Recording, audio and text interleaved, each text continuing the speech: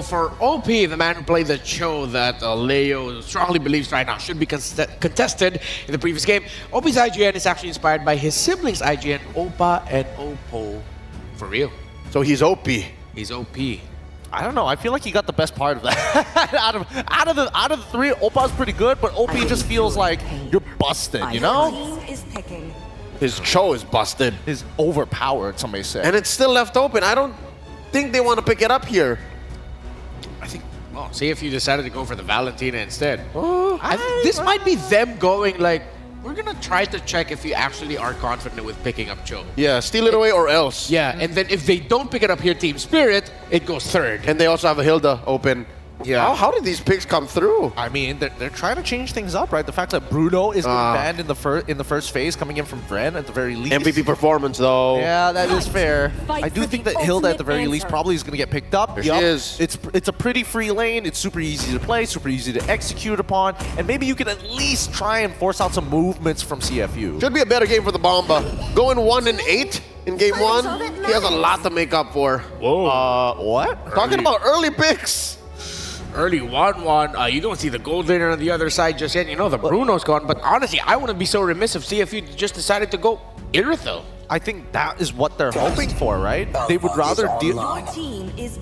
They would rather deal with one of the few problems. Either you give them Cho, they get an alpha, or they get the instant counter pick in the Irithel, right? So three potential picks, and it looks like CFU has decided on the alpha to say, at a bare minimum, I want my jungler to have a good time. Yep, deal with the Hilda. And now they're going to keep on banning that Belleric. Same spot, same as game 1. Gatot still at large. In the first phase, Team Spirit took out the Vexana. No longer necessary. Instead, they take out the Granger. And what, one more? Would the Irithel be ban-worthy? I would hope that it's going to be the Irithel at this point, because again, that Hilda with Sprint is going to be able to chase down at same speed, Mach 5 against both of them. I mean, he's sort of fallen out of favor in the current meta. No, okay, maybe not completely the current meta game, but teams would rather prioritize something else. But honestly, if CFU want to go full dive, I don't see enough pieces on the side of Team Spirit yet to take that down. Like, they might just be able to crash down on the 1-1 with the Harith and the Glorious Pathway and everything that gets brought to the table. That might actually give problems to the 1-1. I'm looking for a little more burst. From CFU? Yeah, if you want to take down the 1-1 quick and maybe make the Hilda's life a living hell. Because she doesn't want to do that to the Alpha, not as much. I mean, sure, but that's where you take the Irithel. You already have the combinations. You got plenty of peel. You have Glorious Pathway. That's true. It's so free. You get so much from her passive as well, where a majority of the damage is. They're not banning it out. So let's see. Let's see what CFU is going to do about it. Is Coach Vren opening it up because he took out the Bea instead of the Irithel? Let's see if Singh has a ready Irithel in his hands. Or maybe he's going for the hard read. You don't play Irithel, and maybe we have an opportunity. Oh, that's true. I mean, they can actually save up on their gold laner later. They can already show the Roam EXP. Give us the Cho, right? I mean, even Cho doesn't feel too great here. Huh?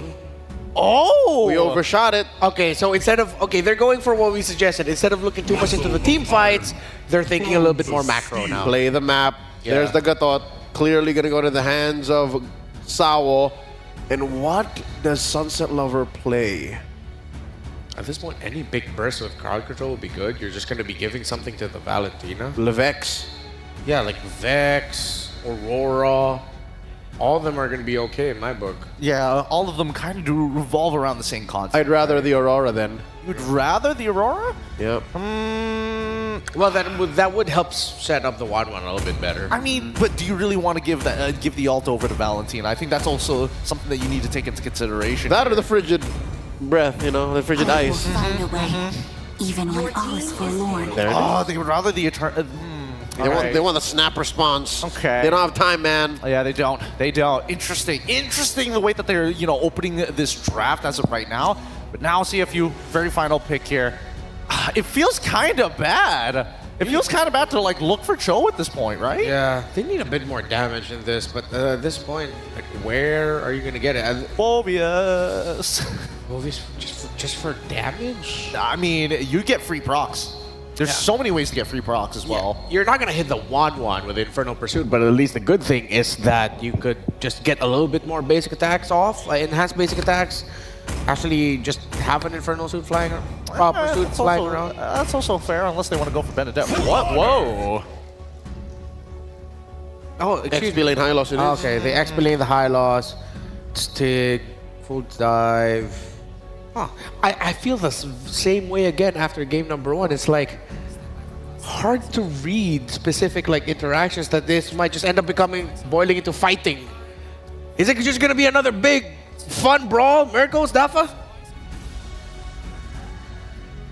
If game 1 is anything to go by, I think fun brawl has very subjective interpretations, depending on whether you're asking us or the teams who are putting their blood, sweat, and tears on that M6 stage.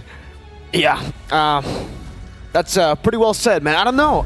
Seeing as well on the Moskov, you would definitely think, up against the 1-1, the Hilda, that the Aerothor will be the best choice. But I guess good read from Spirit, not banning it out, knowing that maybe it's not part of his hero pool. And maybe it's not the style that CFU is looking to play for, right? They're a slower team, but sometimes steady makes a best. And right now, CFU are 1 victory away from forging a path straight into the knockout stage. Team Spirit, 1 chance, 1 shot to stop them. Let's see, both junglers starting on purple buff. Hiko, weakness finder here. That's the choice of emblem for the Wanwan. On the Inspire, as expected. Z, there you go. Brave Smite on the Valentina. Not the Impure Rage. Wants to stay sustainable in a lot of these team fights. Knows that Team Spirit at least have a lot of burst damage that he needs to just sustain away from. Tenacity too, the choice for Sing. Yeah, they know how much damage Spirit can dish out. Yeah, and it's very suited to the CFU playstyle as well, right? Their goal is just to make sure that they are able to extend and prolong the fights. I also like that there's a bit of a lane swap happening here, right? With Kid Bomba taking the mid EXP and allowing Sunset Lover to take the EXP lane as well, just to buff up the Vexana a little bit more and hold out the lane pretty well against Wadu.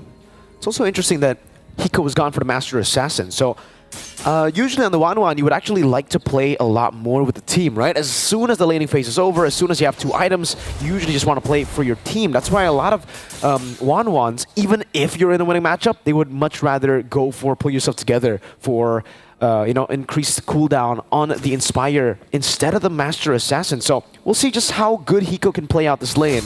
Because by the time the laning phase is over, we're really not going to see 1-1 alone much at all. Unless Hiko just wants to show that he is capable of doing so. After game 1, I think Hiko Mania is at an all-time high. Savage in the M6 Swiss stage, and yet wasn't able to actually convert it into a victory.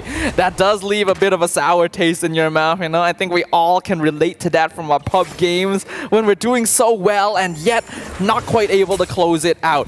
CFU, they definitely want to slow this game down, and I think Hiko also knows he's most likely not going to be threatened too often, so that could actually enable him to play more as an independent flanker instead. The Terrify, even the power of Wilderness coming out. AOG! 2 members knocked up, but they know that they don't want to fight here. Just Wadu popping a Glorious Pathway, and then Team Spirit securing the neutral objective. Again, just like in game 1, TS start off with the neutral objective. Yeah, I think it is quite expected, just based on the interactions between these 2 teams, that Team Spirit will usually get that first turtle. It is at the stage where not everyone's level 4 yet, so CFU actually not that comfortable with going for the team fight, since that's not really their style, right? It's not the typical path that they go for. From the second turtle onwards, though, it's a lot easier for them to challenge it. And I think it speaks to the way that the meta has developed, where even though we promote a lot of early game aggression and snowballing is stronger than ever, that first turtle actually doesn't make as much of a difference as it used to in the general scope of the game. And now for CFU, it's all about just, trying to make it even again, trying to go for the invades around the map. Detective with the Alpha. Yeah, the Alpha really does really well too, by the way, up against the Hilda, right? So Bomba's going to actually have a bad time, I would say, if he actually wants to go and invade the enemy jungle. CFU have many ways to deal with the Hilda. First, you have Detective, obviously, with the Alpha. They can shred through the tank tanky boy, or tanky girl, that is Hilda. Bottom lane, we get to see a bit of action here as Hiko use it. Oh, good take by Sing, using SOD. But yeah, you can see the Master Assassin play a bit, but yeah, Sing just reaches back to full, almost. Yeah, we have to note as well that CFU Gaming actually doesn't have a lot of burst, right? It's wholly detective in the early game and a little bit from Z. Oh! First blood, one shot. Gets the one shot on the mid lane, set up perfectly by Sawo and Sunset Lover. Even without the Eternal Guard, that was just Terrify, Taunt, and then stun from one shot. It was a 1v3 basically, but now this could be a 2v2. AOG not gonna count a detective. Good taunt over to Terrify. Also now the Eternal Guard. Wadu has revitalized OP! Implosion onto 3. But Bomba returns the favor. You can revitalize, I can revitalize. We can all just stand in this green pool. Literally 3-man implosion, and they came out with more health than they started because of the double revitalize there. CFU on top. Oh! The steal from one shot! Amazing steal. Bomba walks up, dishing about a bit of damage, just trying to zone them away. But even though the Soul Sever has been nerfed, it still works. Oh, what happened to the mid lane? Sing gets caught by Sunset Lover. Now 2-0, 2,000 gold lead for TS. This is a much bigger goal lead than Spirit were able to gain in game number 1, which really speaks to how slowly game number 1 went since it's only 2k.